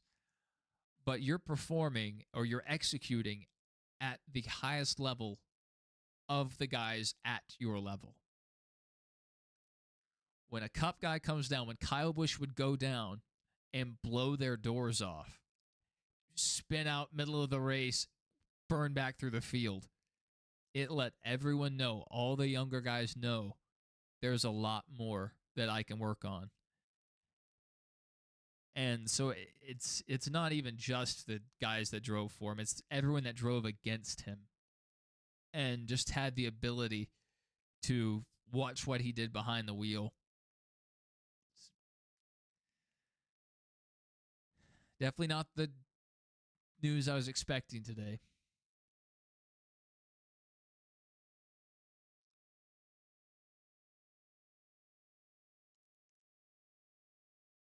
I think Kyle Busch has over 100 wins, easily over 100. But yeah, that's like 60 plus Cup wins. I bet we see Denny Hamlin pass Kyle Busch in win total. And when he does, I don't know if he'll wave an 18 flag or what he'll do. Maybe it'll just be a KB flag, 51, whatever. But I wouldn't doubt we see some kind of, tribute whenever that happens, whenever Denny passes Kyle. Especially towards the end, they didn't get along very well, but they were teammates for ages in close proximity. So, that doesn't make them best friends, but it does make them familiar with each other. So, it's good. It's going to be tough on a lot of people.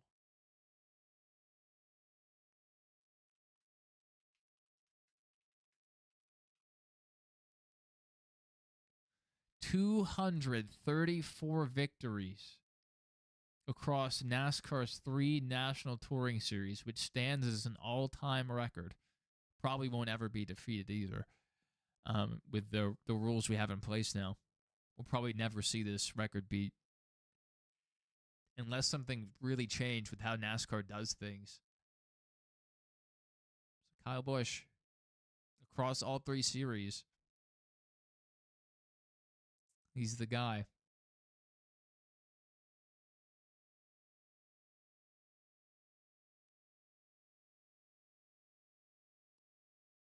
Junior released a statement.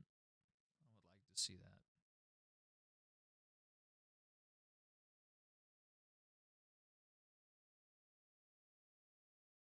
Brad said, absolute shock, very hard to process. Hug your loved ones. In short, that's kind of what I was trying to say earlier. Some of the people I follow on Twitter posting their photos of meeting Kyle. Oh my goodness.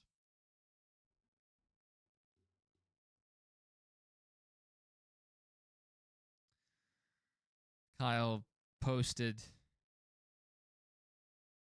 said after the truck race, just this past weekend. And we I think got a post about this, but he said because you never know when your last one is. Someone just posted that. That's true. Uh,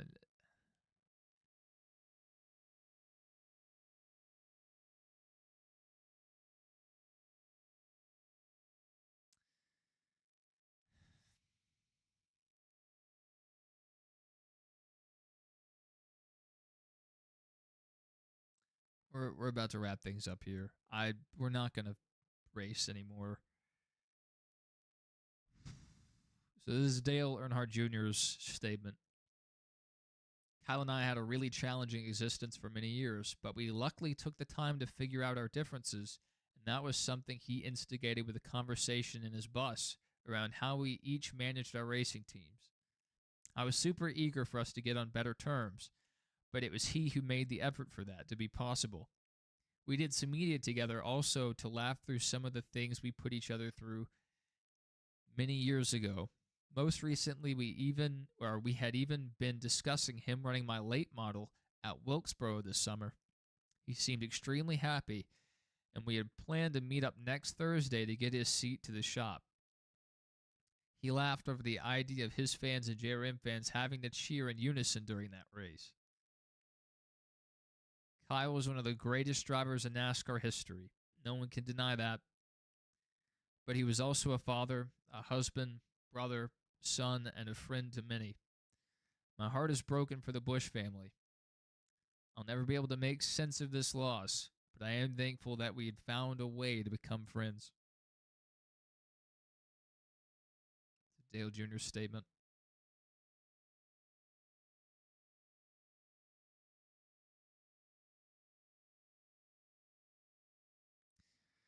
Well, ladies and gentlemen,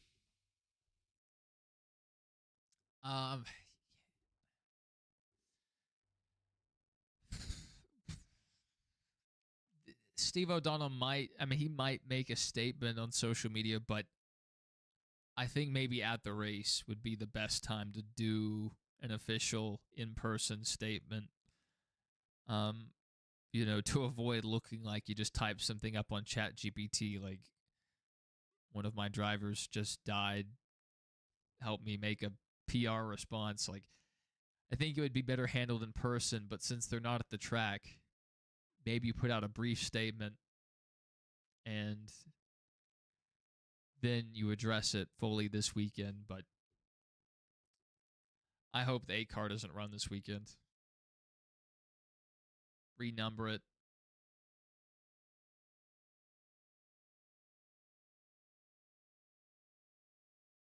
Just do whatever. I don't even want to see Kyle Busch's patriotic scheme run in the truck race.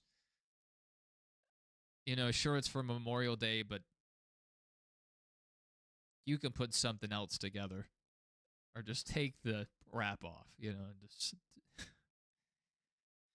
it. I mean, maybe I've said this earlier. Maybe you run it as a memorial kind of thing. Keep his name on the name rail and all that. But I don't think I want to see his car on track. Hey, Jason, we were about to end things here. We were in the middle of a race at Charlotte as Kyle Busch, and then we heard the news that everyone's kind of been coming in here and reacting to. But I saw your appearance on Switching Grooves last night. I got in there towards the end of the stream, but I was able to go back and watch it. That was good. But ladies and gentlemen, we may come back and do some other stream tonight, but I think we're done with our NASCAR related stuff.